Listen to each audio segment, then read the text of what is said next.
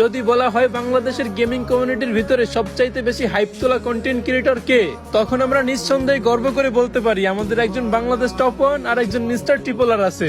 তাদেরকে বাংলাদেশের মানুষ এত এত ভালোবাসে যে তারা যেখানে যাবে সেখানেই তাদের লাখ লাখ ফ্যান ফলোয়ার্স গিয়ে হাইপ তুলে ফেলবে।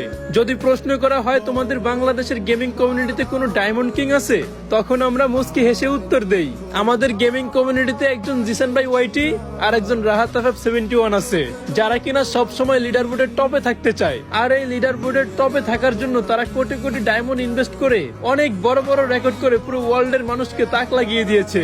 যখন কাউকে দেখি যে ঠাট্টা করে বলতেছে বাংলাদেশ সার্ভারে কোনো স্নাইপার কিং নাই, তখন তাদের মুখের উপর পাল্টা জবাব দিয়ে বলি আমাদের বাংলাদেশ সার্ভারে একজন ইটস কাব্য আর একজন কুরুল গেমিং আছে, যাদের চোখ ধাঁধানো স্নাইপিং করা দেখলে মনে হয় যেন বিটুকের গেম প্লে দেখতেছি। যদি কেউ আমাদেরকে বলে যে তোমাদের বাংলাদেশের গেমিং কমিউনিটিতে হয়তো ফ্রি ফায়ার নিয়ে কেউ ফানি কন্টেন্ট ক্রিয়েট করে না, তখন আমরা হতাশা ভরা চোখ নিয়ে নিচের দিকে তাকিয়ে বলি আমাদের গেমিং কমিউনিটিতে ছিল গেমিং উইথ তালহা, বটলা নাহিদ, পুরো রুবেল, মামা গেমিং সহ আরো অনেক ফানি কন্টেন্ট ক্রিয়েটর। একটা সময় ওনাদের ভিডিও না দেখলে পেটের ভাত হজম হতো না, আর আজ বহুদিন হয়ে গেল তারা কোনো ভিডিও আপলোড দেয় না, আর আমরাও একটু মন খুলে হাসতে পারি না। আর হ্যাঁ, তোমাদের পছন্দের ইউটিউবার কে কমেন্টে বলতে হইল না। তবে হ্যাঁ, কম দামে দ্রুত ডায়মন্ড টপ আপ করার জন্য কিন্তু প্লে স্টোরে থাকা বট টপ আপই সেরা।